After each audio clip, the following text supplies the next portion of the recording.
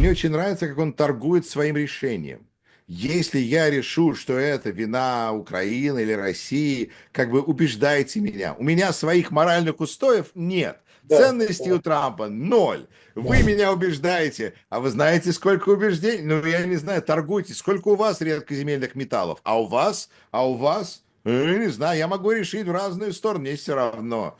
Это очень интересный момент. По поводу 100 дней. Мне кажется, что это цифра, которая была придумана американскими журналистами. Потому что на самом деле это не имеет никакого конституционного значения ноль. Но это просто как бы такая цифра, когда можно всех смерить побыстрее. Не нужно ждать 4 года, не нужно ждать 2 года.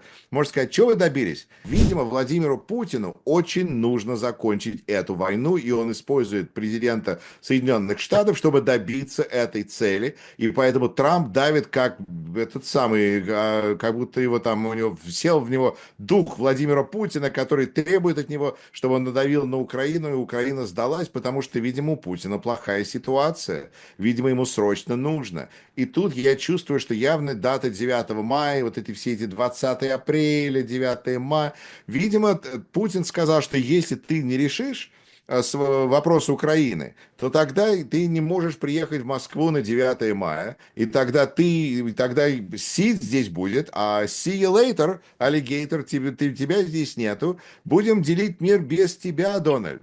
И если ты не решишь этот вопрос Украины, который как бы это грязь на твоих каблуках, и вот теперь Трамп пытается эту проблему решить, ему все мешают, он так хочет.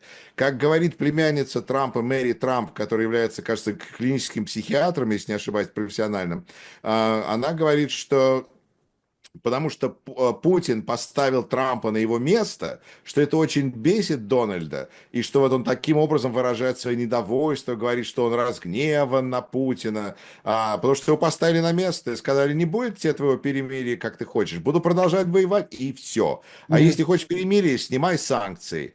И это говорит о том, что, несмотря на то, что Трамп хотел бы все это сделать, конечно, он об этом говорит.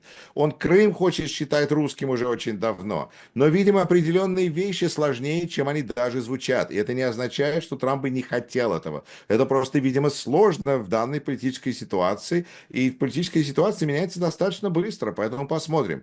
Но, в конце концов, все то, что хотят американцы и поддержка их, это натыкается потом на действия президента, которые вполне могут быть просто продажей горячего воздуха, если он не владеет Украиной, как он, видимо, считает, он ей владеет. Было же недавно высказывание, сегодня, по-моему, да, Трампа о том, что Маск с ним 130 дней.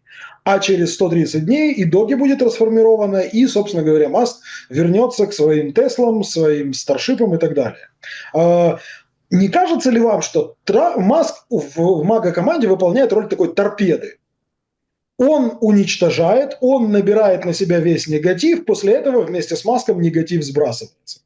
И Илон Маск, конечно, он не понимает Америку вообще. Вот все те заявления, которые он делает, почему они так будоражат публику. Да, он такой эпатажный, ему нравится, может быть, он в этом он понимает, он знает, что это нас будет бесить, но его заявления, они антиамериканские в своими заявлениями, так сказать, по своей природе. Поэтому я думаю, что все это закончится для него достаточно феерично. Штурмовать Капитолий – это хорошо. А протестовать против Теслы – это плохо. И, значит, чем занимается ФБР?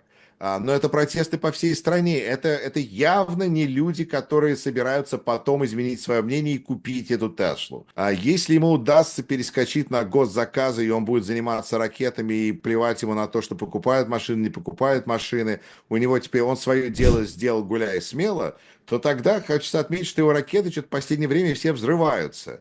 Взлетают и взрываются. Так что у него масса проблем, которые даже не только связаны с тем, что хотят ли люди покупать его машины. Кстати, по поводу трамповского заявления о том, что третий срок возможен. И есть методы, позволяющие ему стать президентом снова. Вплоть до того, что кто-то озвучивал, что Трамп может с Дивенсом устроить такую же смену трона, как Путин с Медведевым в свое время устроили. Да, там Дивенс становится вице-президентом, а потом Дивенс президент, Трамп у него вице-президент, а потом Дивенс уходит. Говорит, что я мухожук, и уходит, а Трамп опять становится президентом вместо него. Странная очень схема. Как вам кажется, возможно такое или нет? Очень возможно. Вы знаете, я просто хочу прокомментировать. Если люди слышат, то у меня телефон здесь недалеко стоит, и он регулярно, значит, вибрирует, потому что мне звонит. Почему мне звонит? Потому что я еще не проголосовал. Как? Все приличные люди уже проголосовали, потому что приличные люди голосуют заранее. А я вот люблю голосовать в день выборов. Мне нравится прийти в избирательный пункт в день выборов и, значит, проголосовать. Но есть список людей, которые голосуют, которые уже проголосовали, которые еще не проголосовали. За кого непонятно. Но если всегда понятно, что Рашкин всегда голосует определенным образом, и он еще не проголосовал, то мне сейчас звонят волонтеры, которые говорят: вы проголосовали? А почему еще не проголосовали? Давайте проголосуем. Они не знают, как я проголосую, но они надеются, и они рассчитывают. Поэтому они звонят и звонят, сейчас стуча в двери. Сейчас. Так что демократическая машина в этом смысле очень работает. Мгм. Это вот, Мгм. опять же, знаете, простите, надо признать. С другой стороны, третий срок Трампа. Что же здесь происходит? Есть вариант, что Трамп покидает Белый дом. Что происходит тогда? Тюрьма. Это сказал Стив Беннон, его главный идеолог. То есть они Да. внутри замка понимают, что если Трамп отойдет, могут съесть. А вот такой ельцинский вариант продажи власти, видимо, еще не до конца обсуждался. Поэтому, значит, уход из Белого дома, в принципе, опасен. Поэтому нужно искать способ остаться у власти, тогда, значит, мы не знаем, сколько Трамп проживет. Его может вызвать к себе Всевышний за неправильно изготовленный сожранный бургер anytime, в любое время. Но если он продолжает существовать, то значит он не может выходить из Белого дома, съедят, значит, что он должен быть в Белом доме. С другой стороны, будем честно говорить, все способы, которые обсуждаются, нелегальны, потому что легальный способ — все, закончилось. После этого срока гуляй. А если мы теперь открываем ворота для всяких третьих вариантов, то тогда, я считаю, это прекрасная возможность для Барака Обамы баллотироваться на третий срок. Почему бы нет? Он очень популярный политик, его многие уважают, а раньше он не мог баллотироваться, потому что было. А теперь, если этого нету, но я понимаю, что если это произойдет, то Трамп скажет: мне можно, а Барак Обаме, боже упаси. Это никогда нельзя, потому что такого нельзя. Это просто политизация процесса выборов. Так что есть... А по поводу... Ну и последнее, наверное, по поводу этого всего, смены этих людей, как это может произойти. Есть еще вариант, который обсуждается американскими комиками, что есть такой, знаете, был фильм «Face Off», Да. когда Джон Траволта и Джон Кейдж, когда они, значит, поменялись лицами. Но на самом деле, как сказал Джон Стюарт, просто этот будет тот фильм, который, возможно, будет смотреть Трамп, пока его армия будет захватывать власть. И опять же, это возвращается все к тому, насколько это будет происходить Да. легально или нелегально. Если люди будут чувствовать, что это нелегально, то это будет очень, то это ключевой момент для нашей республики. Если мы в этот момент отвергаем то, что у нас вообще существует Конституция, ну тогда ее как бы нет. У меня вообще, в принципе, ощущение, что демократы сейчас стоят за стеклянной стеной и смотрят, как слон разносит посудную лавку.